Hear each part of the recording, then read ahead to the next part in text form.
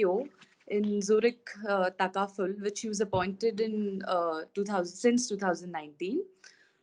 In this role, Sir is responsible for executing Zurich's strategic priorities to gain a profitable foothold for its family Takaful business in Malaysia. Sir is a seasoned industry leader with more than 18 years of experience in the life insurance industry across the Asia Pacific region. He has held various senior management and strategic roles in accident and health profit center management, strategic marketing, product management, as well as distribution management in leading organizations such as Prudential Corporations Asia, AIG, and AIA. Prior to joining Zurich, he was based in Singapore with the AIA regional team to drive its premier agency strategies with the Southeast Asian markets. Let me give you a brief about his college times. So he's a bachelor of commerce and he's done his accounting from Symbiosis College of Arts, and in 1991. And it's a great honor to tell you all that he's a beloved alumni and he's IMDR pass out of batch 1994. So, sir, would you like to tell something about your IMDR times as well, so that it becomes a bit nostalgic for you as well? Hi, everyone. Good afternoon, I guess, for all of you. And whichever part of the day, if at all anyone is in some other time zone, I'll just say great to see you all or hear you all. And first of all, thank you very much, Shikha, for getting me back. So you've already, since yesterday, you all have already got me back down the memory lane. So nostalgia started since Sunday. And I'm really looking forward to this interaction. And I hope you all benefit as much as I enjoy and you all also enjoy it. As far as sharing with you all anything about IMDR, like any other student or any other, I'll say, current IMDR, right? What comes to my mind is first is the canteen, always, and we have spent a lot of time there. And I don't remember the names of all those, I'd say, boys who served us or the staff who served us. Sorry, it's been long, but yes, that and another one, a very big, awesome library, and especially Nithi. Amazing. I got a message from her and I saw her photograph. I think she still looks amazing and she still looks the same. I think she's defying age. But library is awesome for IMDR and we spent tons of time there. And something I can quickly share with you, which is connected with library and canteen. And among that, of course, were a lot of lectures and classes. So don't get me wrong. When I was there, Professor Bhupatkar or Dr. Bhupatkar was our director. And to keep it very short and simple, there was something that happened due to which a group of us got punished. And the punishment was to sit in the library and do transcription. So we used to put on headphones and write transcriptions. Whatever Nithi would tell us, or Nithi ma'am, as we would call her, do this, clean this. So we were doing a task in the library and we were all asked to wear khaki pants and white shirt so that we could be recognized as volunteers. I think there were 5 or 6 of us. Yeah, 5, 6 of us. For whatever we did, don't ask me. It was connected with the canteen. So we used to do this work, and Dr. Bhupatkar called it as, you all like to do social work, you'll go out and plant trees. How about helping your own institute? And that's Bhupi, as we would call it. So that's one of the thoughts that comes to my mind when I think of IMDR. Yes, work and with khaki pants and white shirt, and we were the official volunteers. So I did a lot of work in the library, other than reading and transcription, and wow. And that's one of the thoughts among many, many fond memories of IMDR. But amazing campus, amazing library, great classrooms, great faculty. We are, or I am what I am. I don't know about other batchmates. I'm sure they'll say the same. I am what I am because of IMDR. Simple. And I would love to do anything that I can to pay back to all of you. So you all are in a great place. And I see Shikha's initiatives on, of course, only on LinkedIn. I think she's leading you all in the right direction through these engagements. So very good start for you all to see us like this. It's not easy. When I was in IMDR, I don't think I could speak to any alumni who was somewhere else talking like this. But now it's possible. So thank you, Shikha, and thank you all. That's it from my side. That's great. That's great. Thank you, sir. Moving forward, sir also joined Zurich Life Insurance Malaysia, Berhad, uh, in January 2015 as the general manager and the head of market management. Over the last 4 years, he has driven profitable growth for Zurich's Malaysia's life insurance and family takaful businesses. So the development of unique customer propositions as well as establishment of robust distribution channels and partnerships. Sir's appointment reinforces Zurich's aim to build a merit based culture that seeks to develop and promote talents from within the organization, providing opportunities for the employees and to help them in reach their full potential. Friends, let's once again say how proud we are in welcoming such an illustrious alumnus of IMDR and share his wonderful experience and wisdom with us. Let us all welcome and look forward for an enriching interaction. Thank you, sir. I'd keep it Mukesh. Sir sounds very far-fetched, sir. It's easy to be Mukesh. So, but with the experience, we have to address you as sir. Oh, you all get used to it, sir. Continue. Let's continue. Yes. So we would like us to give you. We would like. Would you like to give us a brief about your career and the challenges at that time and challenges now which you're facing during the COVID-19 situation? If you ask me to talk a bit about my career, all that I'll say is, yeah, you can. There's a lot of my foundation is from India and very much from Pune and Bombay. So like I went to when I passed out from IMDR, my first job was in Pune with Modi Xerox. So which later on became Xerox. And I'll keep few things very short and crisp so that later on, if you all have questions, you can ask me. So it was from IMDR straight to MG Road, which was anyway one of my favorite haunts for fun and food. The Main Street, as one would call it that time. You all still call it Main Street or MG Road? MG It Road. is. It's MG Road. So that time it. The oldies call it Main Street. I'm The the youngsters oldie. call it MG Road. Okay. So for me, it was straight to Main Street or MG Road nowadays, joining Modi Xerox.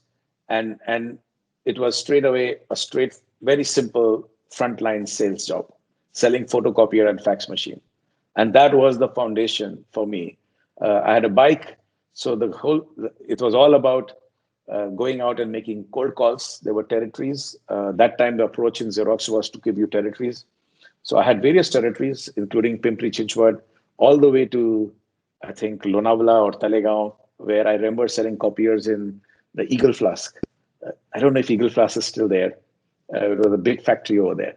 But that was my starting point. So I have no frills, guys. Pune, the entire industrial belt, whether it is MIDC or Tata Motors or Mahindra British Telecom, I can go on and on. But I have sold photocopiers or fax machine all over Pune, every nook and corner territory I managed. And then I moved to Bombay. So it was a very big leap for me. I moved from Xerox to Bank of America. So from hardcore automation frontline salesman to typical white collared, if I may say, clean environment, no more industrial fumes to Bank Cam in Nariman Point. Huge mental shock for me to be in the environment, but it was a positive shock. I wanted to go into banking. Somehow it was always in my mind that start the career with sales and go into financial services. That's how maybe I was coached that way. Not maybe, I was coached that way. I think some of my professors who were doing marketing and sales for me that time uh, were very clear. They saw my profile and they said, you got to sell first and do anything else because that's how you rough it out. And I just followed that, if I may say, that instruction or the suggestion. I just followed it and it paid off. It worked amazingly. I till date, I rate my Xerox days in Pune as my most, if I may say, solid foundation, and I roughed it out. I learned how what is a customer or who is a customer and how does that customer negotiate. You just can't learn it anything better than being there in the front line and roughing it out. When you need to collect that order or the check, that time you will know what is it to negotiate than anywhere else or any other, if I may say, case study in a typical classroom environment. So from Xerox to Bankam, and then Bombay was the life. And then things changed when insurance sector came in. So year 2000, when insurance got privatized in India, I was among the first few to raise my hand up to say, let's play a different number game. So while financial services is a big number game, insurance is the biggest number game. It's all about probability of death or health claim. And whether it's a sales number, whether it's the P&L number, it's huge. And that's the nature of the business. So then I moved to ICICI Prudential, which was a new startup and a new joint venture, absolutely clean slate. I couldn't have said anything called legacy or past management did this. It was all about us or that team. You got to write it on the board the way you wanted to, clean slate. And then things moved fast. Time flew. I moved to Hong Kong with Prudential, and then to AIG, and then Singapore. So Hong Kong, Singapore, Malaysia. I've been here for 5 years now.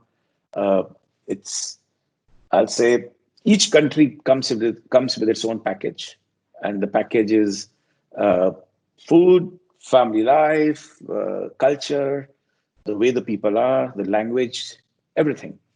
So I can't compare one country with the others in a short duration like this.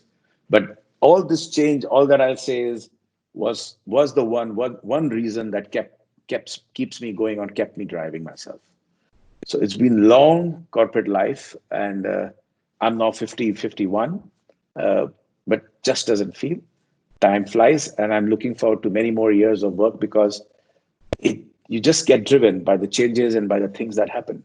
And coming to the topic or the concern all over the world, which is about Corona or COVID-19, as we call it, to give it to tee off this COVID-19 conversation, I'll say all that has gone in my life, which made me tougher mentally and made me understand situation, is coming out very handy. So every experience in the life, I'm sure you all have heard it from your lecturers, from professors, from your director, everybody, each experience in the life comes handy. And even in this situation, I mean, I can give you many examples of how, in which situation it comes out handy. But when I change countries, when I move families, when I've met new people, the adaptability, agility, you hear these words a lot, especially in these times. They say mental agility is what that counts. When I read that word mental agility, for me, it's common sense. I'm like, yeah, I'm there. I mean, talk to me. And for me, whether it was currency change of salaries or savings or the purchasing power parity between Singapore and Malaysia or Hong Kong or Bombay, it's for me common sense. But that agility pays off in situations like this. I hope the situation doesn't last long, but at the moment, it's working very well. It makes me and my family and my colleagues, my team, understand me far easy, or I understand them very well. And another key word being, other than agility, is empathy. Again, for me, empathy comes quite easily because I have seen situations in life and work life and personal life with so many changes in a more closer manner. So for me, empathy is not a theory. It's up close to my face and my mind. And in these situations, that's what counts. So we are still in a situation. We are far from being out of it. There's nothing that I'm saying today. I'll give a disclaimer. Take it as conclusive or done deal or that's it. No, it's not. Big disclaimer, full disclosure. Whatever I'm saying is as on date. If things change tomorrow, right outside my window, I may be talking a different language, but that's the situation we are in. Can't be stuck. So if that gives you a perspective, what else would you like to hear? Excuse me, sir. Excuse me, Mukesh, I'm sorry. Please. Thank you. Is there anything special that the Malaysian government did during the COVID times? which you found noteworthy? Yeah, definitely. And thanks for the question. When I take back my thoughts to late February, early March, and Chinese New Year is big in Asia, Southeast Asia, in case you all don't know. So it's the first week of Feb, which starts with the Chinese New Year. So in the calendar year, January to December is one feeling, but Chinese New Year is a big emotion here all over Southeast Asia because it's celebrated with a lot of fanfare and drum beats. So why I'm taking you all back then, that was when the news started to come out about that time it was known as coronavirus. And nobody, in short, nobody believed it. Nobody took it serious because Southeast Asia or even Hong Kong, North Asia has had some outbreaks in the past. And bird flu, you may have heard. So similar things we have gone through. And even the crisis of the stock market happened. So when we go through those times, we know it's just a matter of few weeks or few months, so you just take it in your stride. But that time, nobody took it seriously. And of course, everybody was going out partying and dinner and everything, as always, shopping because of Chinese New Year. In comes March, numbers starts to grow, and we start seeing things in Singapore. So right around, I'll say 5th or 6th of March, when some numbers or some clusters in Kuala Lumpur and around Malaysia started to hit. And then the government, what was something very amazing about of Malaysia government and people, I'll say, they responded very fast. Reaction time was days. And within days, they were making tough announcements, tough call. And mind you, around the same time, Malaysia got a new prime minister, Mr. Moinuddin. And he did an amazing job, he and his cabinet minister. To come straight to the point, what Malaysia managed very well was very tough discipline. And the whole point about safety first. Save yourself, save your family, save your colleagues, save your customers, save Malaysia. All was said in one single breath, but with seriousness. Oh, It was, we mean business.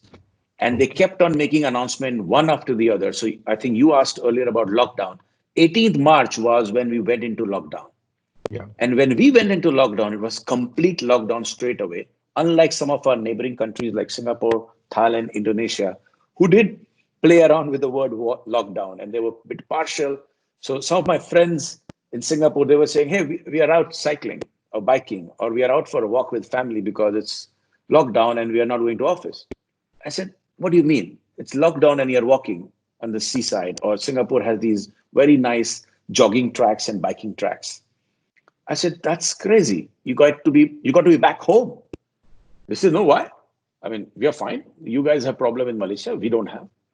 And that was what kept the numbers growing in Singapore, not to criticize them. But in Malaysia, it was clear. Police was out on the street within 48 hours because they saw people taking instruction lightly. And tough announcements were made.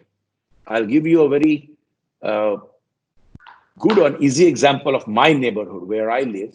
So lot of people in my neighborhood were taking things lightly in the morning. You go for a jog. You suddenly want to be very fit because you can't go to work, so you will rather run and do exercise. And they were out in the streets or taking their dogs to walk.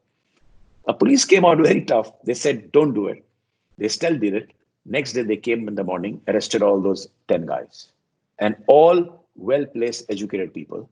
They took them into the police station in the morning. They left them in the evening. But guess what they did to leave them before in the evening? They put their names in the newspaper and television. Name and shame. Clear. Oh, that's very good to know. Yeah. 11 people, highly placed, names out in the press, and they say, now you go home. And you won't believe they were in my neighborhood. So you know how WhatsApp works now, faster than anything. And I was getting messages that, Mukesh, we heard some Indian names also there. So are you one of those? I said, dude, I'm not. I'm home. And fortunately, I didn't go for a walk or I didn't venture out that way. Me and my family decided to just stay locked in, and because it was lockdown. Now that's one example to tell you name and shame, and they took a tough, very tough. They were police vans were out in the streets and in large condominiums, which are common here, gated community. If people were down for a walk, even that was not allowed. They had drones flying all over these condos, spotting them and telling the security then and there, go stop that guy and ask him to go up in the elevator. That's how serious it was. Oh, I'm talking mid to end March, and that made the difference to everybody. So we were getting food delivered at home with the person or the pizza delivery person or anybody. Grab food is what delivers here. There were guidelines, guys. Leave the food meters apart and step back. And we would come down and collect, and he would say, "That's your parcel, see the name," and we take it up. Nobody was handing over the delivery to me or the food parcel. No, they leave it there with gloves. I go down wearing gloves and I pick it up. And all payments were through card or e-wallet, no cash. Nobody was taking currency from us right from March, because even touching the note is a potential carrier. So we went contactless, touchless, whatever word you all say, right from the beginning. And restaurants, of course, closed. All those public places were closed. I'm talking, giving an example of home delivery being given from what social distance of 2 meters. I think it was being delivered from 10 meters away, because they would leave it on a table. And all our apartments had lobbies arranged that way, that on a table, on a pedestal, this is where one would drop the food, and this is where you would come and collect and go back. And elevators, everything had regulations. You step in with only two people, with this much apart, all crosses on the floor, the works. So social distancing, touchless, contactless payments, everything, wearing mask, and you could not hail a cab. You could, you basically not going out. And those went on very tough right till end of April. And that's when they saw the numbers going down. It plateaued, then it went down. And even now we have only 8,000 odd cases. Today, I just saw the number. We have 21 new cases. It used to be 250 to 300 new cases a day. And now it's come down to 15, 20. Last week, few days, it was 4, 5, single digits.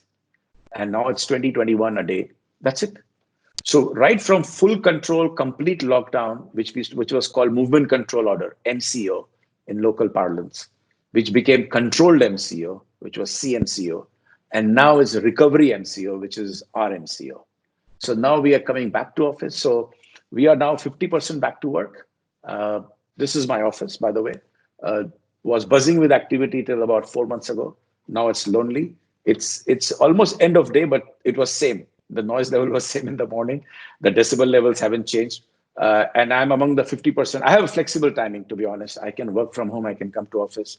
It depends on what all I want to do. But we have just allowed for 50% of our staff to come back. And one of the positives is, among many other, is we have all learned to work from home very efficiently. So there's no issue on productivity. There's no issue on whether it's not just my organization, all over Malaysia. We have coped up well. We are using camera very well. We have learned to use camera to place it at the right place so that we can maintain eye contact. So these have become etiquettes of the new normal.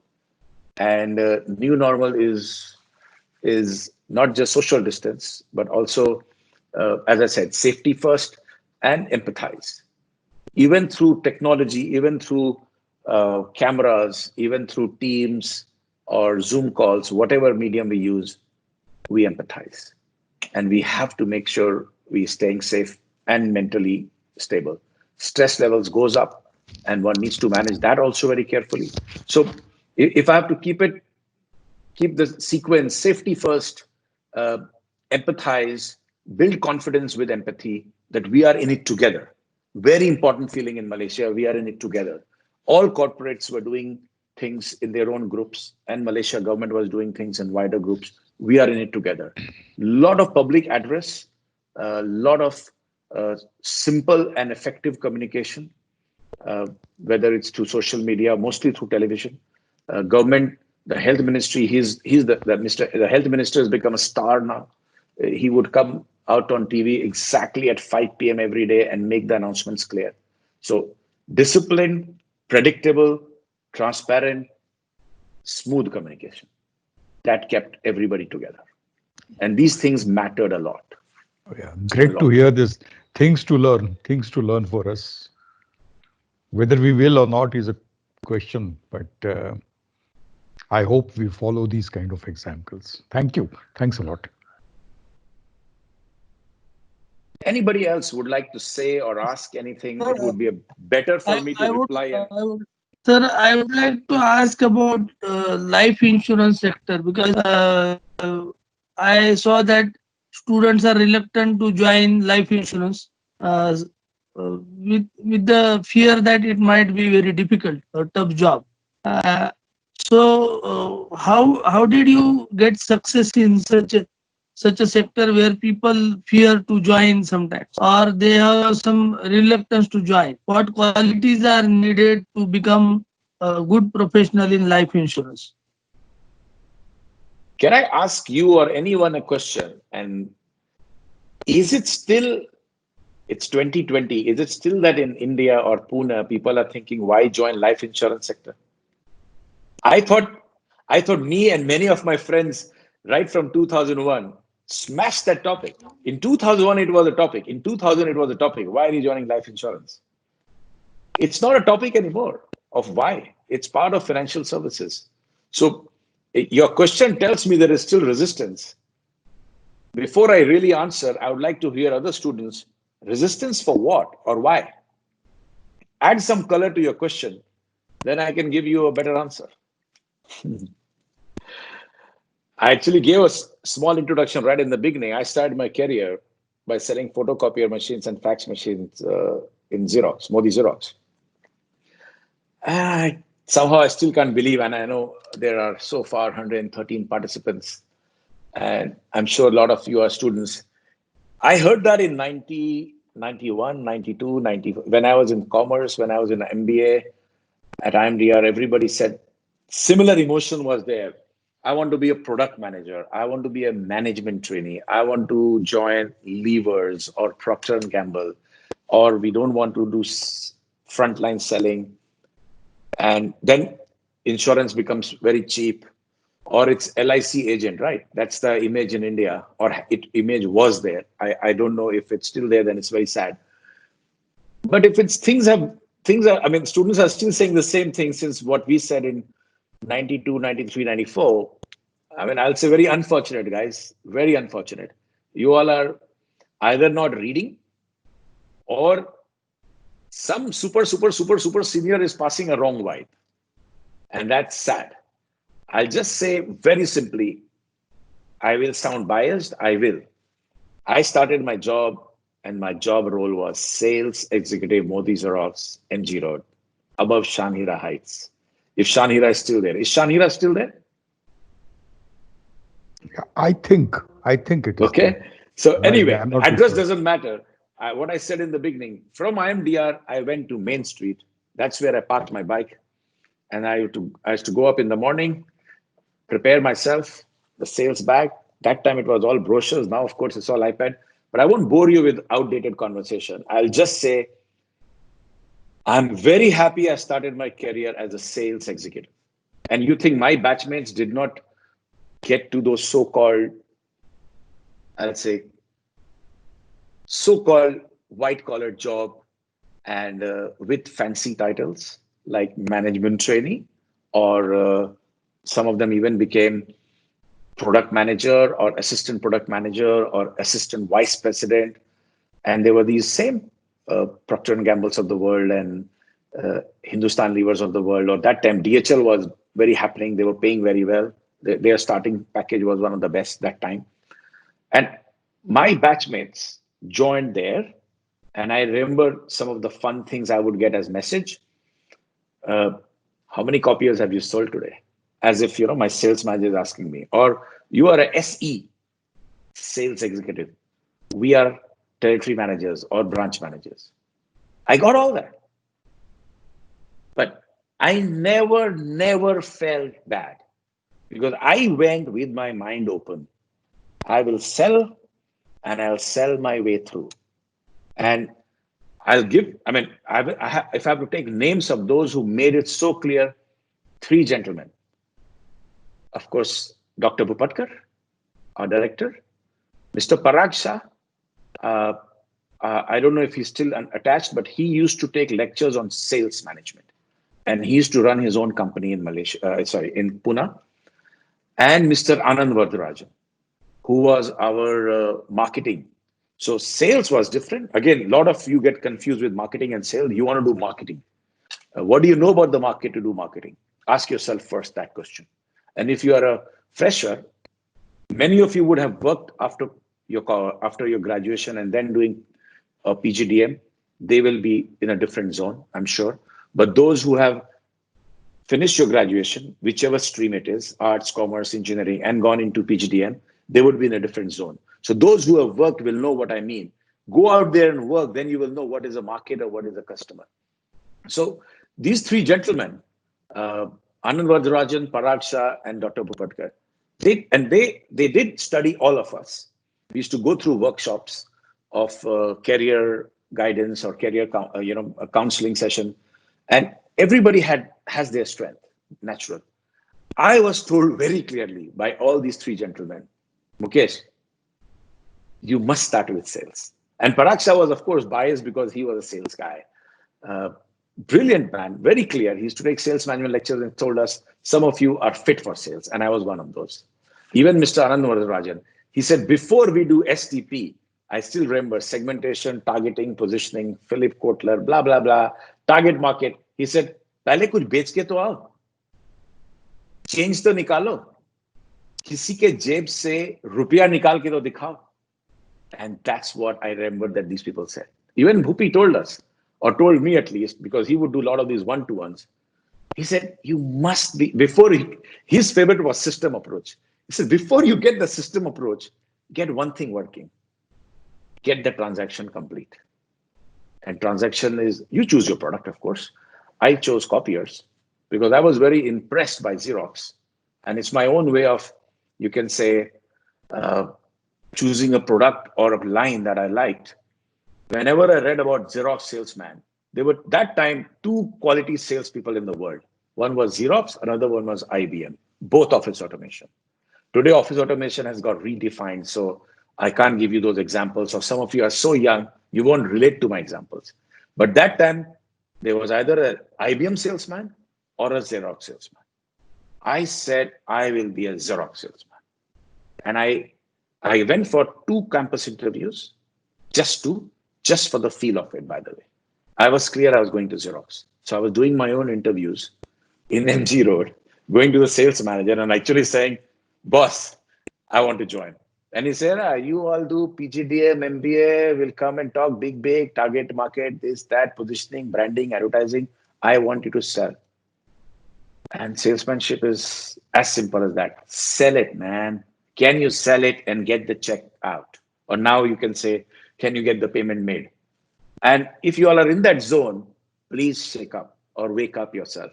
And when it comes now, it's straight down to insurance. 2000, then I'll say my mother is your age group.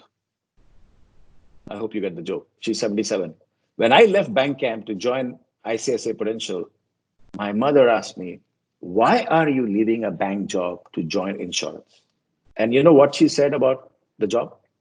Easy guess. LIC agent ban rahe ho kya? But she's 77 now.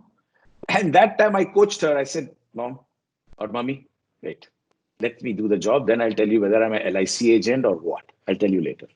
It's a very complex question, doesn't have an easy answer. But I moved, and if she said it in 2000 and you all are saying it 2020, I'll say, feel bad for you guys, man. You all really need to read.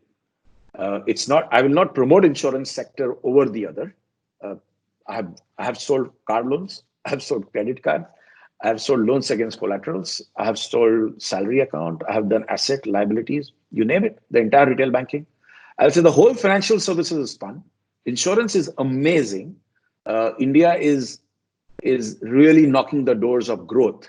In fact, India's GDP growth hinges on sectors like insurance, many sectors, but insurance is one of those sectors that if you want to push the GDP up, if you want the economy to go up, it's that money which is collected through premium, which goes back to the government for the road and the transport that you guys want. It's connected. It's the system approach. It's the cycle. So you want to help your economy? Sell insurance. If you think selling insurance is a stigma, wake up. That's all I'll say, wake up. I won't bore you in one and a half hours of conversation like this, but you all really need to read and wake up. And all financial services buzzing, if you all want to live life of that cushioned, whatever, I think the gentleman said, marketing job, I really think you all need to ask yourself, what is marketing job? Because a lot of people think sales is marketing. And I will poke you all by saying, yes, in India, I do hear people say, jab sabzi lene jate hain, they say marketing ke liye ja rahe hain. So I think you all are behaving the same way. I'm sure you all know the joke. Many people tell me, marketing ke liye ja rahe hain. Kya kharidne ja rahe hain? Aloo pyaz. But marketing bol rahe hain, bag leke ja rahe hain. That's not marketing. But if you all say you want a marketing job, sorry to say you are in that zone. You all don't know the market. Unless some of you who are experienced, with due respect, whoever is experienced will know what is a market. And then, of course, try which part of the market job you want. Sales is also a marketing job. Sales is where it starts. It moves the needle. That's where the real action is. But having said that, again, full disclosure, don't do sales if you're not up to it. You got to enjoy it. And one of very sweeping statements I make, and many of my friends and colleagues know about that about me, I'll still say it. In my view, there is no bad salesman. There's either a salesman or you're not a salesman. That's sales. So if you are suitable, you have to check your skill sets. You have to see what makes you go or what makes you tick. Go for it. If you're not, but then don't pretend this marketing and don't label what is cheap. As I heard somebody say it's a cheap product, or you are selling death. I'm sure you all have heard jokes about actuaries or what is the probability of death or health claim. I mean, jokes are jokes, of course. Every sector has their jokes. But financial services, including insurance, has its charm, has its own, if I may say, uniqueness. And so does FMCG. So I'm not de-selling anything, but I'll definitely defend that insurance is not down market if anybody feels. It's part of financial services. And you tell me, you see my office, what's down market about this office? Whatever you can see, nothing. And it's a job, man. It's the product that moves and serves the market or the society. So that would be a bit of a personal experience-based answer, if I may say, that sales does give you a very strong foundation. And in current times, it's been my savior. It's been my savior. Sir, Abhijit again, sir. Yeah, Vijay. Mukesh, I would like to ask one thing that I think that point is missed out. That suppose someone would like to genuinely join insurance sector, like what my experience is that the knowledge of the product being very important, not just that you would like to sell it. But some people took it like that.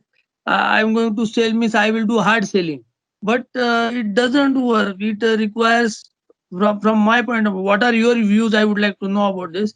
That most of the people who join this kind of sale, they don't have product knowledge and the other supporting knowledge, like knowledge about tax, knowledge about investment, portfolio, all this related to finance. I think because of that they fail. Would you agree with this? Not I that won't it take, is a cheap job yeah. or Okay, let me try to open up this topic a bit more. If you're saying, what can one do? How can one prepare? There are various functions in insurance organization.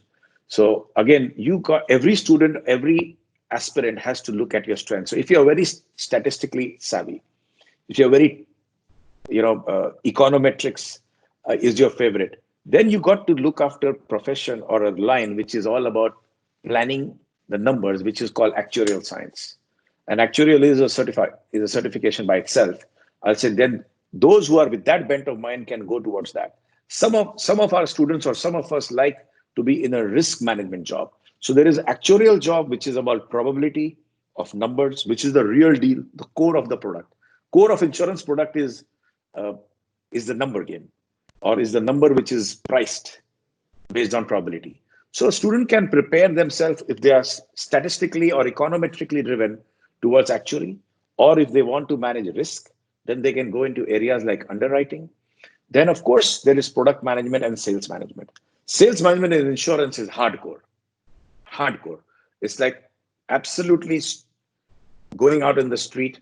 But you may not need to go out and sell personally, but you may need to manage sales agents, which are in insurance agents are known all over the world to be those slick talking, you can say energized or highly energetic people. Now, insurance industry needs agents, but I'm sure many of our friends who are passing out may or may not like to be agents because that's a commission job, that's not a salaried job, which is again a different career path. So if I assume most of our students would like a salaried job in sales, then they have to manage the sales team. And as far as your point about knowledge of tax, financial planning, yes, all is relevant. All is relevant. But it's not a very complex one. Let me clarify. It's not that you need to know the taxman book. You need to know the relevant parts so that I don't remember the sections in India any longer, but I remember when I was there for health, for life insurance, there was, I think, section 80ccb. Is it still 80cc? 80C is there. Is 80C there. for tax benefit, like. Yeah. So so anyway, the tax laws don't change. So my point is, you need to know the relevant portion, which you can learn far simpler when you are in the environment of insurance. So there are many streams: actuarial, underwriting, operations. In fact, sales automation or sales technology has emerged as a very unique field, which was not that big when I started my career, or even when I was in insurance way back in 2000, 2001. It was more about, premium table, if you've heard the word. Now there is no more premium table. It's your iPad. You log into a sales system and you're making your quotation, and you are actually, it will be very much like this. I can be talking to Abhijit and parallelly working, and I will WhatsApp or email Abhijit a premium table or a quotation for you and your life, for your family, maybe within 10 minutes after my call. And while chatting, I made notes that, yeah, Abhijit, you are 41-year-old, you have wife, you have 2 kids, you'd like to have something for your pension planning. And there you go, boom. Now, today's sales automation is another proven area or expertise where all of you who are very techie or would like sales automation blending, you go for that. So you have the choice. If I have to say, insurance industry offers everything. Same in banking. Retail banking has automation for sales, for back office, for technology, and customer management has become another very big area, because all our customers need to be retained like anywhere else. You create customer value only after you retain them over decades, not just years, decades. Now, customer management, earlier there was just one acronym called CRM. Now it's gone far behind. So the data analytics and actions to be prepared is another unique field. So I can go on and on, but all that I'll say, Abhijit, is a aspirant or a student can prepare herself or himself basis their skill set. I repeat, their strength, their intention to go into any of the areas of insurance. So if you're doing customer management, or if you're doing underwriting, you're doing risk management, whether you do for insurance or you do for a loan or you do for a corporate borrowing, the common sense or the sensibility is the same. But of course, the scoring sheet will differ. The scoring module will differ, whether you're doing corporate lending of 10 million or 100 million or 1,000 crore, or whether you do a small lending or you do insurance. It's the scale that changes, but the skill is the same. If that adds colors to what you were trying to ask, Abhijit. Yes. Thank you. Thank you, sir. Anyone else would like to ask anything related to current times or overall? I think let some students come forward with questions. Yes, Chaitanya. Chaitanya? Yes, please. Hello, sir. It's Chaitanya. Hi, Chaitanya. Sir, Just as you are explaining the COVID situation in Malaysia, I would like to ask how media, television media, is handled by uh, government, or what are their guidelines, or because in India, as we are seeing from last 2 3 months, the people are drive through the media. They are the news and those things are very much impacted on people, and people are uh, gathering because of media, and staying at home because of media. So what are the situation in Malaysia? Very simple, Chaitanya, very well controlled and managed. We don't have the kind of number of channels it's there in India. We don't have, we do respect those loud debates going on here, or the shouting match going on between a neta and a manager and an anchor person. Nothing like that. It is, as I said earlier, very well behaved uh, television channel or newspaper. That doesn't mean they don't have fun or there is no gossip. Don't get me wrong. It's not that extreme, but it's not like India. So media has, the state-owned media or the local media has followed what the government wanted to cascade. There was nothing called, in fact, whatever gets creative was WhatsApp. And WhatsApp, nobody controls. WhatsApp can come from Pune, WhatsApp can come from New York or Yes. Moscow. Nobody controls. But whatever is the owned media here was very well managed. And in fact, no noise at all. Absolute key bullets coming out, instructions coming out, summary of announcements coming out. So it's like Prime Minister finishes his speech. Within an hour, the summary is out there. Because of course, you don't need to read everything. It's not relevant for everyone. And accordingly, you deep dive and you go into details. So the summary would be out there, clear, crisp, what instructions to follow. Uh, Social distancing includes the following sectors: restaurants, salons, anywhere where one would get into close proximity, clear instructions given. So media are very supportive, very positive, and realistic positive, not even overselling. If they would call a spade a spade. If people, as I said, if somebody is misbehaving, they would outright go and criticize. And it was all about citizens acting responsible. And even when there is partial lockdown, and now uh, I'll say semi-partial, it's almost open. We are even going to restaurants now, but we follow social distancing. So in short, you have tables set apart with this much meter. Now nobody nudges and say, move this table, I'm going to get and sit closer to my wife or my friend, or we are chatting. No, we respect the guideline. So in short, media, nothing like India. No Okay. way like India. And one more question I would like to ask you, sir. Yeah. Uh, it is very different from the first one. How you managed to convince your parents about your career goals in a industry where not many students before you is going to make a career in that. So how you manage your parents? Actually, that is the main issue with every many of student, because they matters a lot here, and their aspirations and current situation, it is not matching nowadays. So what you guide us, or what your view on this, and how you manage to convince them? Okay, what I'll share may not fit to many families. So please take the reply as my situation, my reply. Very simple. I told my mother, my father is not there. I lost him many years ago when I was a kid. So uh, some people say that's why you didn't have to convince both. So for me, it was half the problem. uh, to put it in a simple way. I just told my mother said, I think I said it earlier when I resigned from Bank of America to join ICICI Prudential, or from banking to insurance. She said, "तुम LIC agent बनने वाले हो ऐसा सुना?" I said, "सुना क्या है? जो है सो है." But insurance doesn't mean LIC agent. ये LIC agent ने बहुत अजीब सा इमेज बना दिया इंडिया में. बहुत अजीब सा इमेज बना दिया. कंफ्यूजिंग है. एंड उनको उनको मैं बुराई नहीं कर रहा हूं. क्योंकि reality is my father had life insurance, and the claim of that paid for my fees when he passed away in a road accident.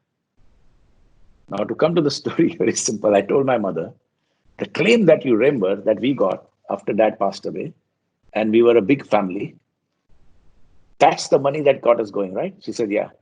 I said, so I'm getting into that job. So what's wrong? That's it. Okay, sir. Okay, sir. Thank you, But sir. I don't think this answer is valid for many people. I hope not. Yes, sir. Yes. But Thank it you, was sir, very for personal. your. So it was just, believe me, it was a 5-minute conversation. Okay. Thank you, sir. And that means she trusted me, my judgment.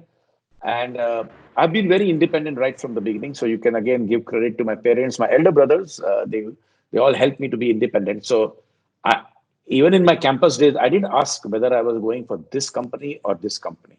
And I had many batchmates who would ask their parents, brothers. And I repeat, don't get me wrong. You're asking me a question for myself, so I'm saying for myself. Many Okay. of you should and can ask your parents.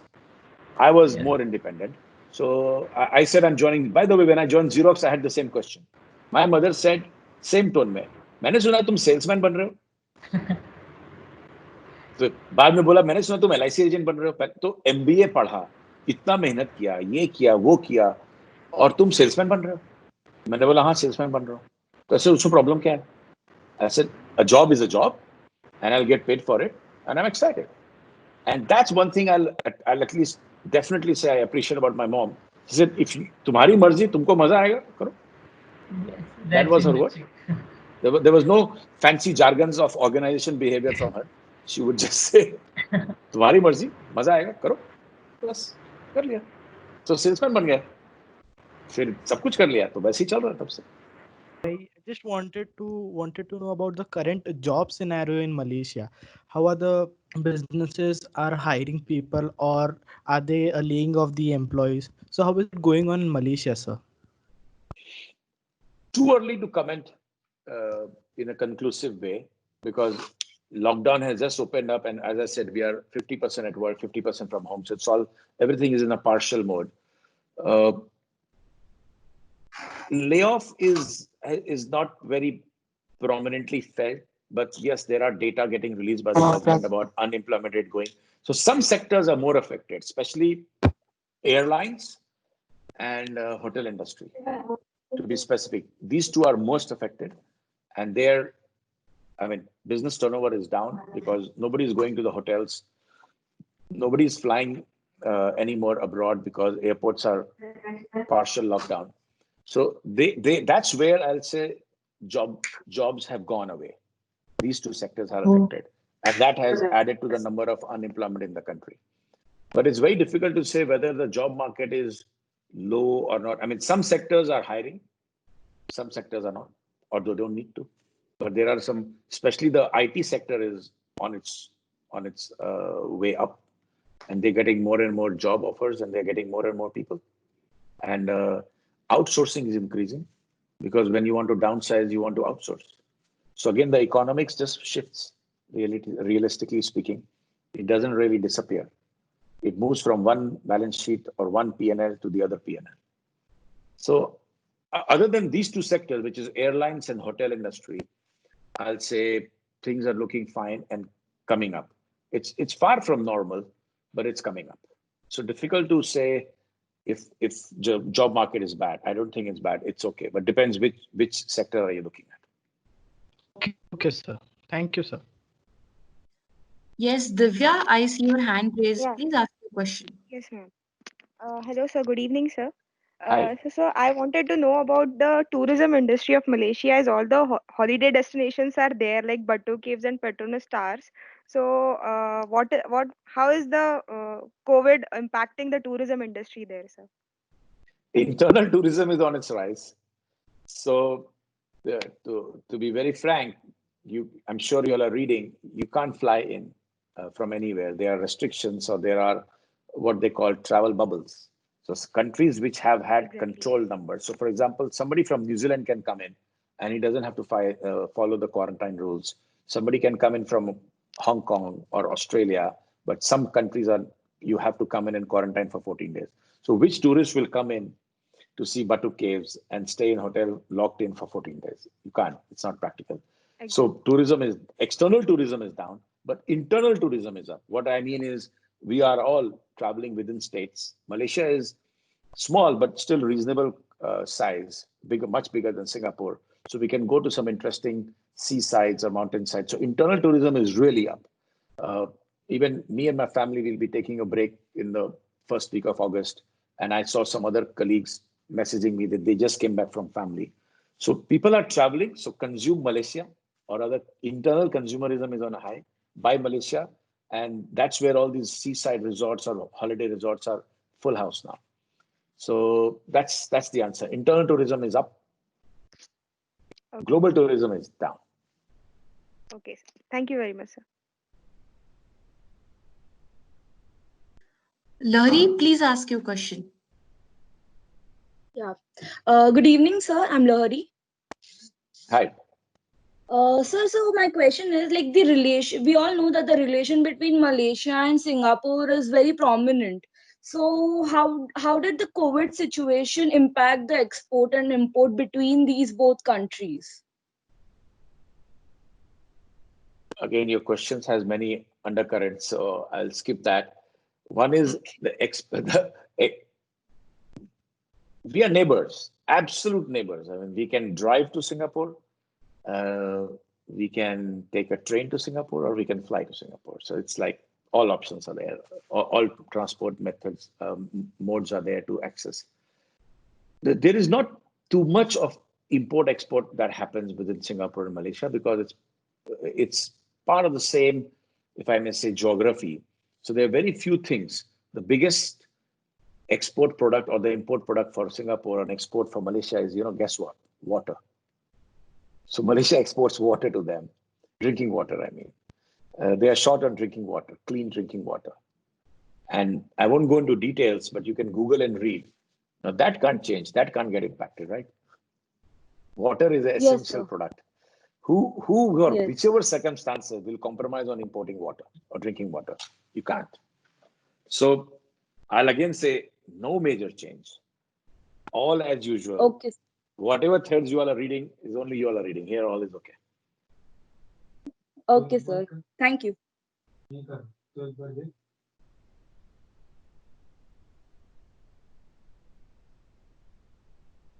Anybody else?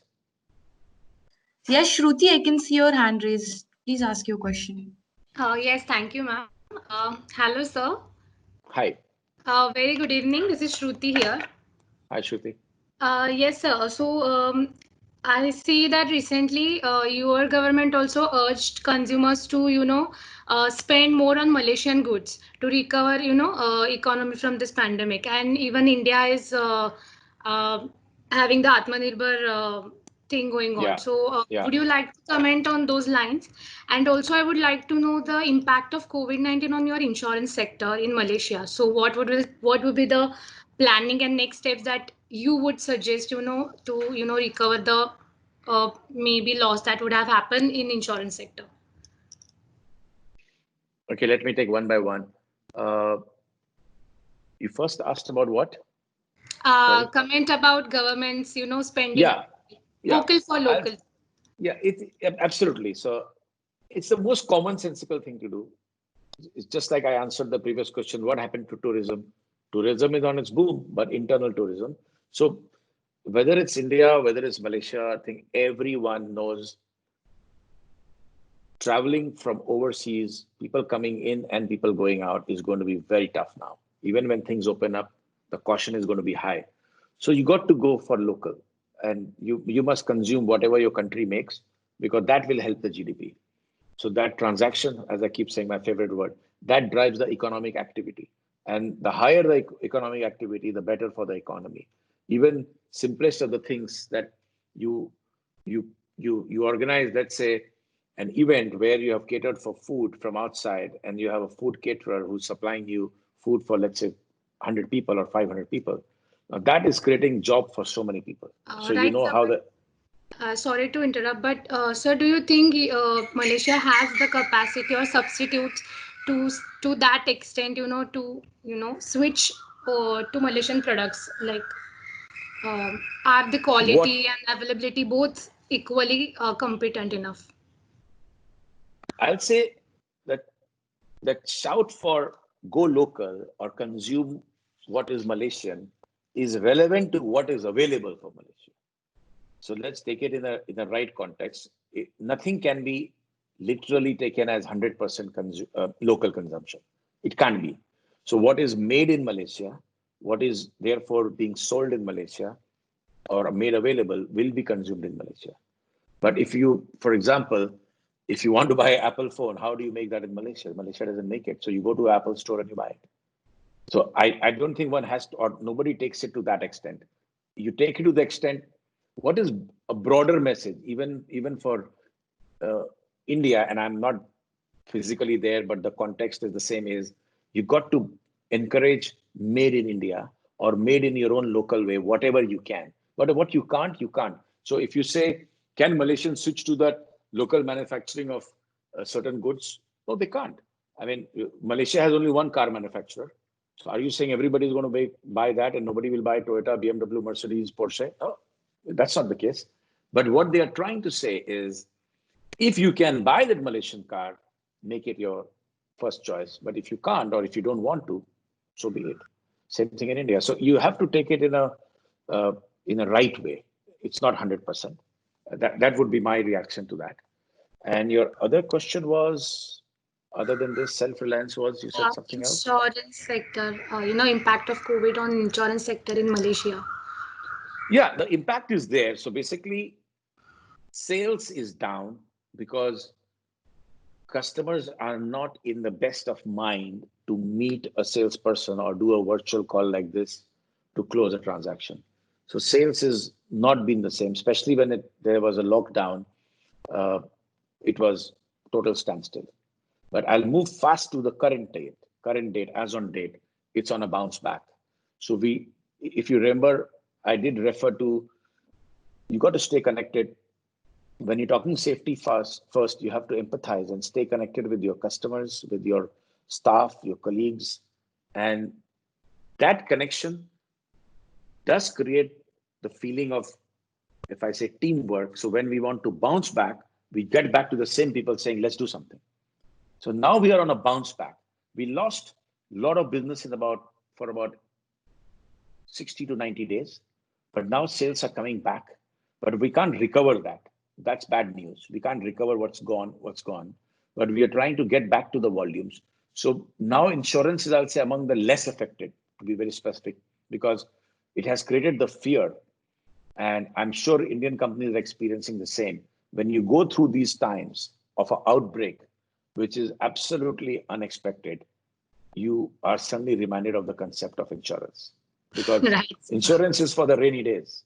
It was a if, or it is a if. Now people don't believe in the if.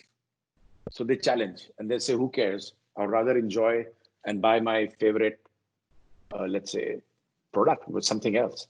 So it's been a big wake-up call for all consumers. So now if the environment and infrastructure is supportive, which is now technology driven, the insurance industry is going to have good sales, is going to have a good time. It's a good wake-up call. All those who are in denial mode are not going to deny anymore. Okay, thank you so much, sir, for that insightful answer. Thank you. Welcome. Pradyum, please ask your question. Hello, sir.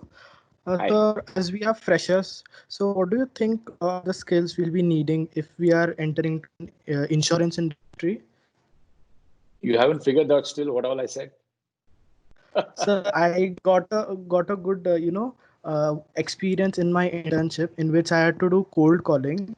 So sir, one thing I faced that people do not have time to listen to you because everyone have their own busy schedule.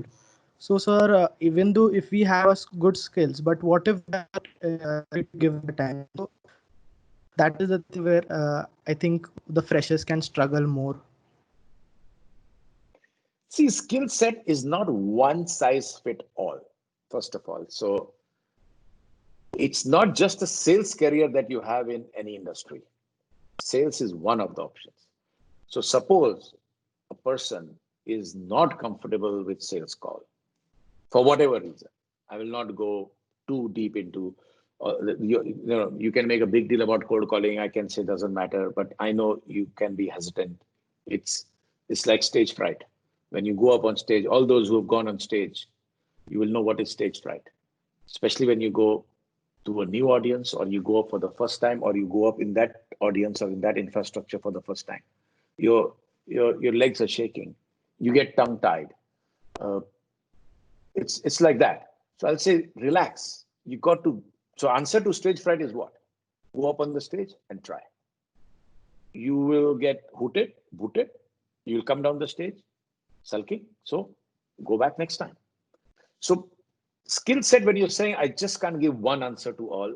I'm sure there are 114 adult minds listening to me. They all have their own skill set. They all have their strength. So I'll say reflect. I'm sure you all have your faculty to help you reflect. Do some self-reflection and see what makes you tick. I keep using that line over and over again, but it matters because motivation starts from within. It's not from the external speaker. It's from within if you're on the right track. So ask yourself what makes you tick. If you are comfortable meeting people, it's sales. If you're all about intelligent insights, then customer management or data analytics, it's a huge field. In fact, it's a huge field even in telcos, telecoms, banking. Data is, you must have heard, even the biggest of the brains in the world says data is the king and data is everything. Now, for data analytics, you don't need selling skills, or you don't need to have that example that you all keep giving.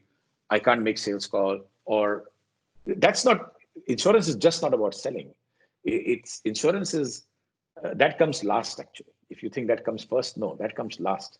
First, we think, we get the customer segment right, we analyze, we put the numbers of the probability together, we price the risk, then we package it, bundle it, launch it, then the salesman does the job. So that's the last in terms of concept to launch cycle. It's the last, but that brings the revenue in, that brings the moolah. No sales, no salaries. Remember that. So if you can't be the salesman, make sure you support the salesman. Whatever you're doing, you got to support that guy, because the moolah won't come in, the salary won't get paid, this power will be off, lights will be switched off. So you need the lights to be on, air cons to be on. You need to either support the salesman or be a salesman. And everybody who's supporting the salesman, multifunction, HR, technology, risk, actuary, all. Now, you all have to ask yourself, basis your own reflection, what makes you tick? And it's less about the majors that you do in your PGDM or MBA days, which is accounting or finance or marketing. It's slightly more granular than that, which I'm sure your faculty would have guiding you or will guide you more in that area. So I'll say that you see which skill you need basis what aptitude you have and also what attitude you have. Certain jobs needs patience and staring at numbers day in, day out. If you have that attitude, go for that job. But if you have the attitude of becoming restless and getting out of office, on and off, be on your legs, then you pick up a job which requires interactions outside the office.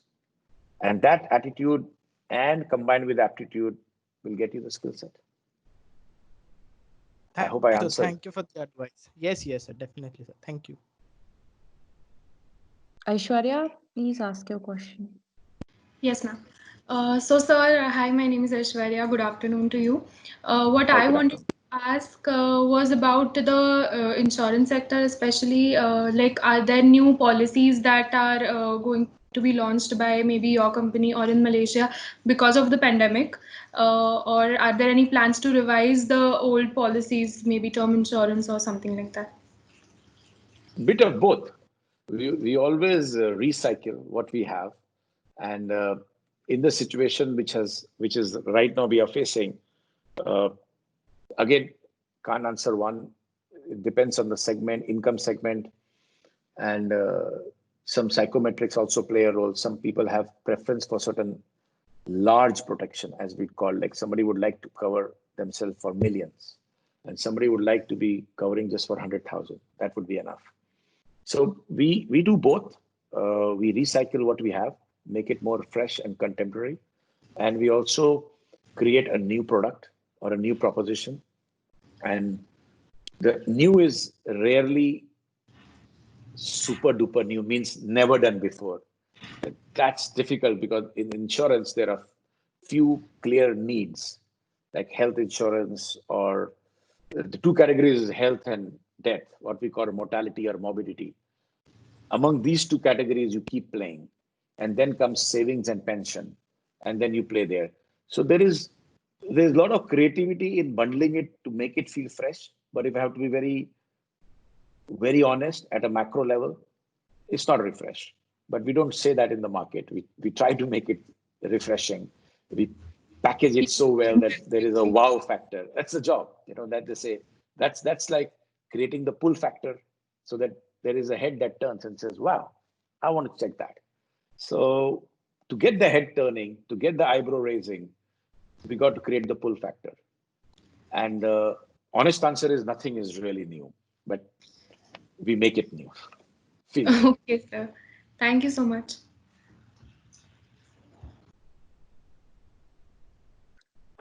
Hello. Sir, even I have a question. I wanted to ask you, at what extent has the automation or the technology or even the AI has took over in your insurance sector? Oh, it's a big way, and it's a journey. So it can never be said done deal. So I think I was giving an example earlier. If you, I started myself in 2001 or 2000 with ICICI Prudential. And even that time, I remember there were these jokes about premium table book. Or I don't know if people are that old in this group, but there were this thing called rate table also. Premium rate table and premium table, which was actually this booklet which you turn pages and you would put a ruler to read age, male, female, smoker, non-smoker. Like, I'm just giving a very practical, but now that has gone. That's one easiest answer. It's all automation driven. So artificial intelligence is taking over in making things more predictable. And we all talk about hypothesis being what is the propensity to consume for this group? What is high propensity? What is low propensity? Now you can say all that, but it gets tested in the technology within minutes or hours, basis the algorithm we create and what we feed in, and we get the answer. So it's moving very fast. Sales automation, back office, or even tools to project manage has become so easy. And I sound totally outdated with my own sales days example. Even I can't recognize myself what I was doing that time by making proposals. Now it's all not even email, it's WhatsApp. And you make cool slides and you just WhatsApp the guy, and you even take the stylus and you highlight it, and there you go. So you get the attention then and there. And in the product management, customer management, I repeat, there is artificial intelligence and predictive analysis going on every minute. And it's not just in insurance, guys. It's also in banking. It's also in telecom. The big telco giants which are there in India, which is Vodafones to Jios. If you go and meet any manager, ask him or her, what are they looking at? Customer attention. Because when there is agility, when in fact India has gone very aggressive that you can have a SIM card or you can retain the number and change the operator. It's there in India, right? You can retain the number and change the operator. Am I right or wrong? Yes, sir, portability. Yes. Yeah. It's there, portable. Now just imagine, guys, you can retain the number and change and it's portable. How do you retain the customer, man? Because just few years ago, we could say, oh, here is your favorite number. Or some of you would have the Vastu or the Feng Shui or the numerology selling you, don't change your number. So you don't change the number. So that's your customer retention tactic. Now it won't work. Now customer retention is all about analytics, where AI is just taken over. And things are becoming so fast. It's touch screen. And if you get the parameters in your own hand, you could be sitting alone and doing a lot of analytics. And by morning, you would have concluded many things that I won't do this or I'll do this. So that is it. In fact, I want to just clarify, If somebody tells you AI is the future, wrong. AI is the current. Future, I don't know. Something more than AI. Technology is not the future. Technology is the past. And predictive analysis is also of the past. Now we are moving very fast. We got to, it's not about knowing or not knowing. It's about how smartly can you use it? How cost efficiently can you use it? It's about that. So all of you guys get going on AI or get going on using technology. I repeat, learn to use the right technology for the right decision-making tool. That will give you the edge.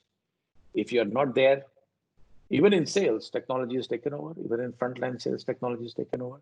You don't carry with, there's no salesman with a briefcase anymore, by the way. The salesman is with a tablet. And that's it.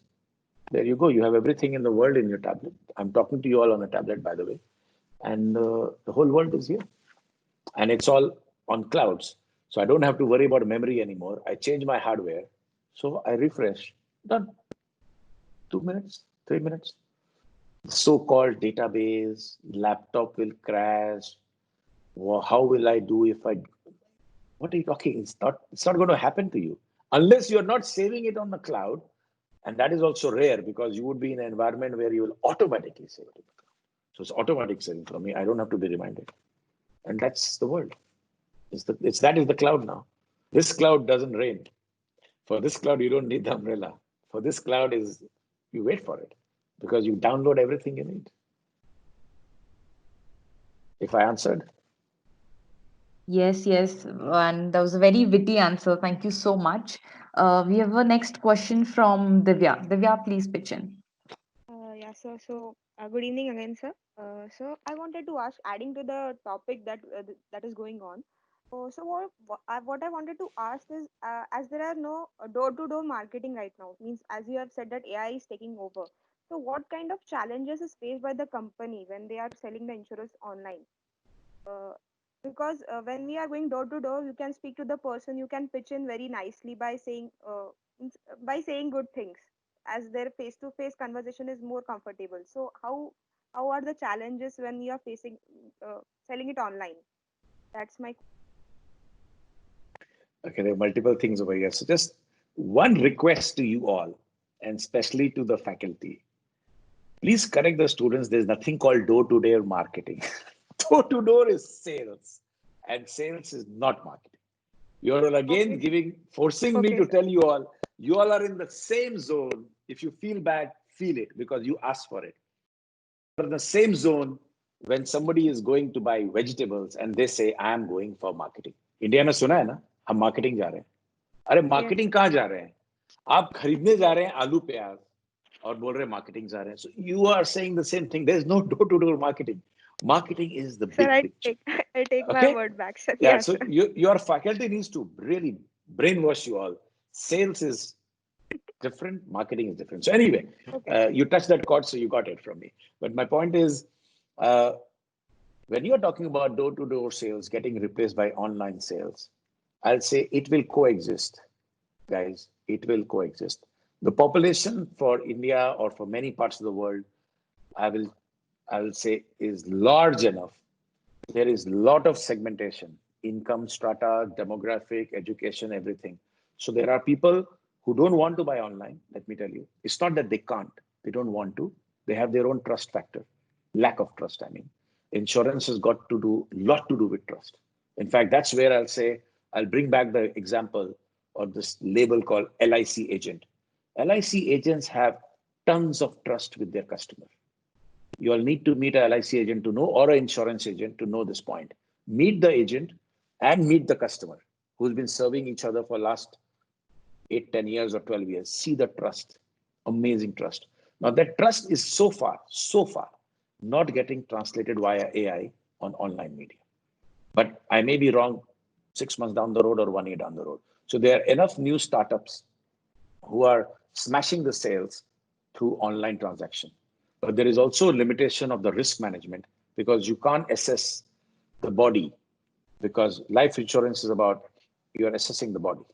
What's inside, what's outside. It's what we call BMI, starts with BMI.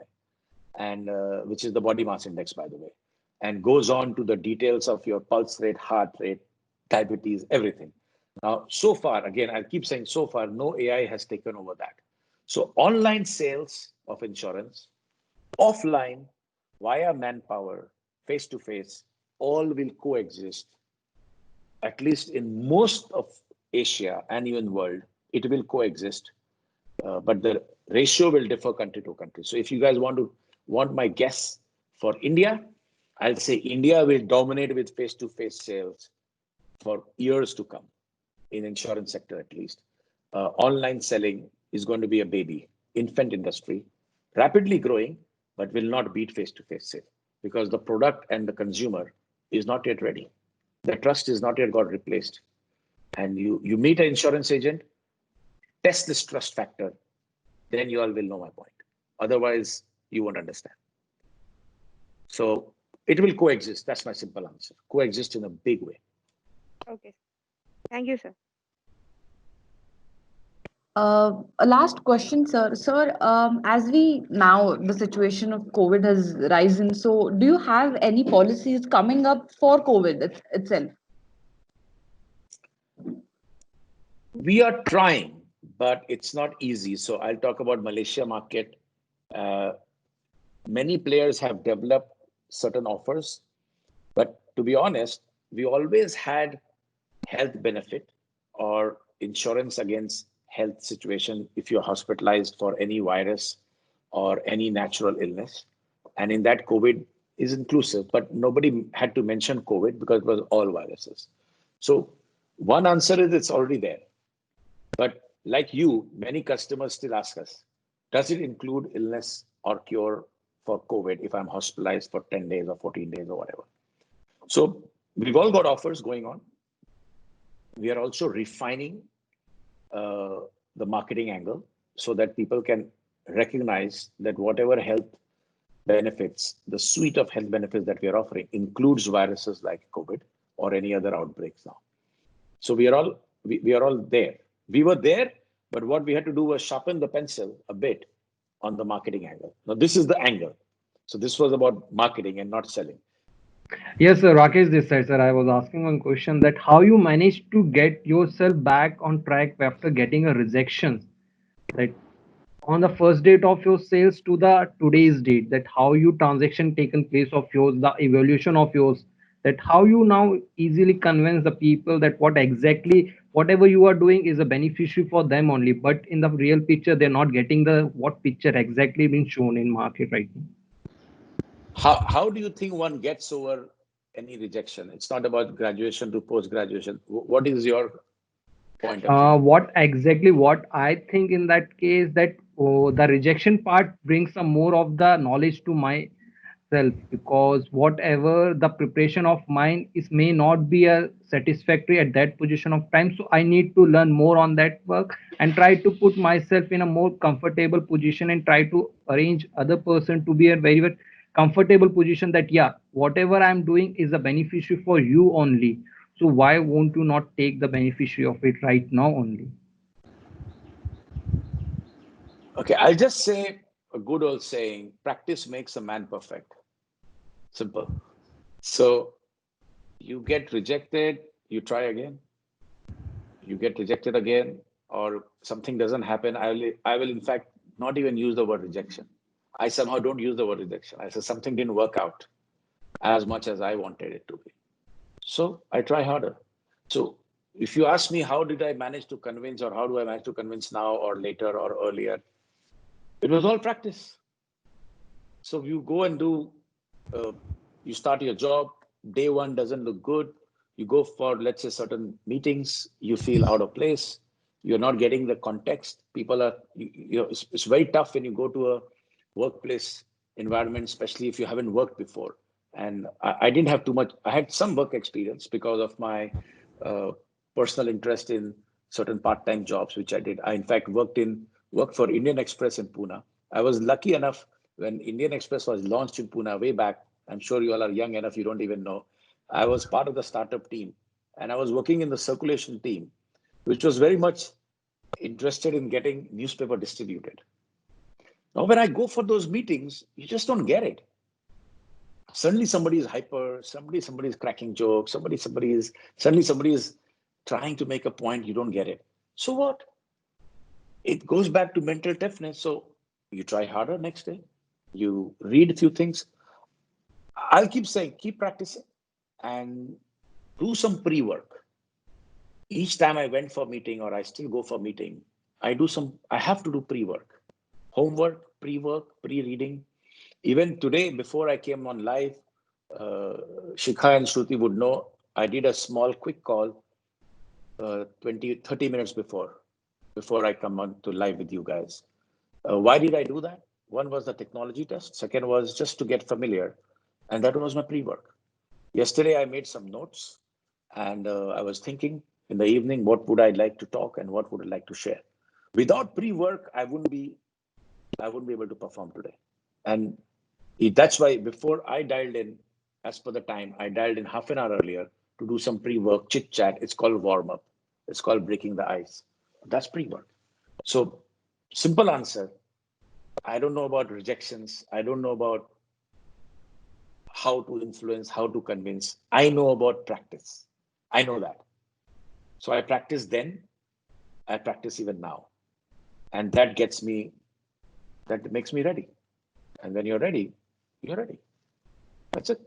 If somebody is a sportsman here, you will connect faster, because in sports, whether you play cricket or tennis or whatever, whichever, or even if you're an athlete, you run a marathon or whatever you play, you know there is something called practice. Yes, sir, I do, because I am also a athlete. So I am basketball and volleyball state player. So I knew very well. Yeah, sir, I knew very well whatever you want to convey. I literally conveyed myself very well. Absolutely. So all of you make note. Yes, practice, man.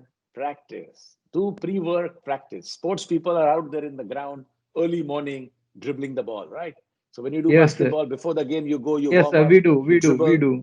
You hydrate yourself so that you don't faint in the court, right? Do the same thing. In work life, practice. I have one more question for you, sir. After my 12th, actually, I worked for ICICI Prudential. There's a third party work I've done for them also. So I've done a calling job over there. So what I came to know from because I used to call the clients, the people who have taken the policy from ICICI Prudential. What exactly I want to know about from those that when the policies were given to them, they will say that this policy is for your life, and after a period of time the policy person who is the policy holder, he forgot that the policy is running, and whenever they come to us, the data which comes to us, the policy status shows the lapse status. So the policy is already in the lapse position. So how that person will arrange themselves to get it inactive, because once you have to pay the premium, it will get active. But the mindset of the person will be changed in that mode of time, because during when he has taken the policy, it's totally different, and now he's in lapse way. How is going to help him that way? How is it going to help what? I mean, when he the image which has been created earlier, that the policy is for you only, and now it's in lapse position because he's not having the awareness of the what exactly the policy is about. So how the individual holder of that policy will make mind to get another policy or go with the same policy in future? The maths. You have to meet the customer and show him or her the maths. So there's the mathematics. When you start paying premium, everybody gets us what we call illustration of number of years you keep paying. Sorry, it's like mortgage, where you borrow for 20 years or 25 years, you have installment being paid, and that is split into interest and principal, if anybody is familiar with the home loan. So to cut the long story short, you have to show the maths to the customer that by not paying premium, you lapsed it. And let's say you're paid for first 2 years or 3 years and you forgot in the 4th year. I'm saying it happens because it's part of the emerging market. The awareness somehow is not there. And it's not a criticism, it's a fact that awareness is not there, that if I paid premium for 3-4 years, you are a better placed economically to complete the whole tenure, whether it's 10 years or 20 years. So you have to let the numbers talk. You need to go to him with your presentation and show very clearly you are losing out this much dollars or this many rupiah because you stop paying. And when he or she realizes that, they will 99% reinstate. But if 1% of the time when they don't reinstate, that means their need has changed, which is rare, unless the person is suddenly become physically challenged or you suddenly become old. You suddenly don't become old. You know, each year you progress. So you make the person aware of the number, the maths, and then they believe in it and they buy new policies because you can't be overinsured. You rarely are overinsured. It's only for the very rich and famous that they say I'm overinsured. Your life keeps moving. You have one kid, you have second kid, then they're growing up, they're going to school, then they go to college, then they go to university. Your liabilities are on. All your life you have liabilities. The only protection you have against liability is insurance. There's no other product. So the maths works. That's why I'm saying insurance is just a number game. You need to know how to use numbers to your advantage. You can't talk your way through in insurance, let me tell you. You have to calculate your way through. And that's required. Okay. Thank you, sir, for the insight for that. Thank you, sir. Sir, and we are extremely sorry for some technical glitch which happened. We have a next question from Aarti. Aarti, please ask your question. Hello, sir. Hi. Sir, hi. Sir, I would like to know, did you notice any development in the field of technology to combat the reduced workforce, which you think will continue after the pandemic as well, specifically to Malaysia? Yeah, there are. I mean, we talk about artificial intelligence, we talk about automation. It's growing in a rapid speed. It's required actually. And with the pandemic and with all the things, I'll give a simple example. I used the word contactless or touchless earlier. When I said, when the pizza delivery person or a food delivery person would come to our house, we were not giving them notes, no currency allowed. So e-wallets are coming in big way in Malaysia. Actually, India is ahead of e-wallets, to be honest, than Malaysia. In many aspects of technology, consumer-led technology, India is far ahead. India is very fast in it because of the brains India has. So e-wallets are coming in over here. But do you think e-wallets will make somebody shut their bank account and some bank staff will lose their job? No. These banks will convert or will start offering e-wallets. So my answer in technology and manpower is very simple.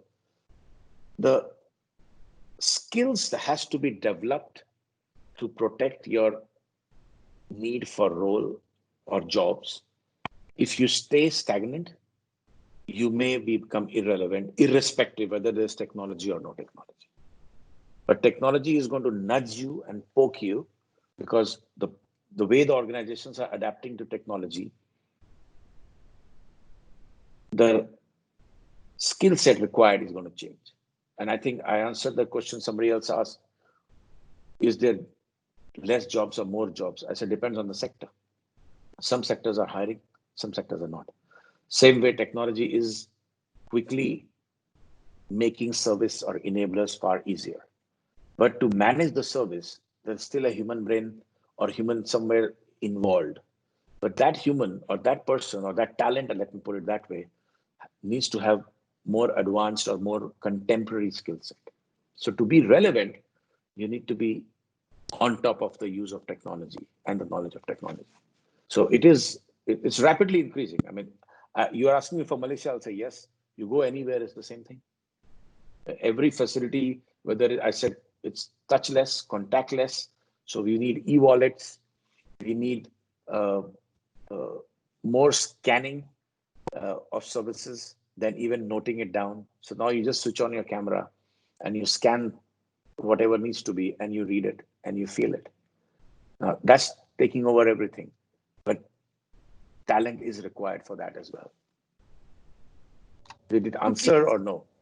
Yes, sir. Yes, sir. Thank you. Thank you so much, sir. It was a pleasure having you. And I now invite Divya for a vote of thanks. Divya, please come. Yeah, I was just looking at the clock. So Thank you, Aishwarya. It's my immense pleasure to present vote of thanks, sir. I, Divya Patil, on behalf of Deccan Education Society, IMDR, would like to thank you, sir, for giving your time, for giving us your time and giving so many good advices. Your journey from campus to corporate, your struggle which you went through, sir, it was really inspirational. And I'll always remember to say door-to-door sales than marketing. It is imbibed in my mind now, sir. I won't commit that mistake again. And sir, your insight about impact of COVID on Malaysian people and government regulations, that every view you have said, it was really informative, sir. I hope it will help us in our it would definitely help us in our future endeavors, sir. So thank you very much. I would also like to thank our director, ma'am, faculty, non-teaching staff for continuously supporting and encouraging us for such corporate connect. I thank the entire organizing team, technical support, and last but not the least, my student colleagues without whom the session wouldn't have been successful. So thank you, sir, and thank you, everyone. Welcome, and thank you to the faculty and yourself for arranging this.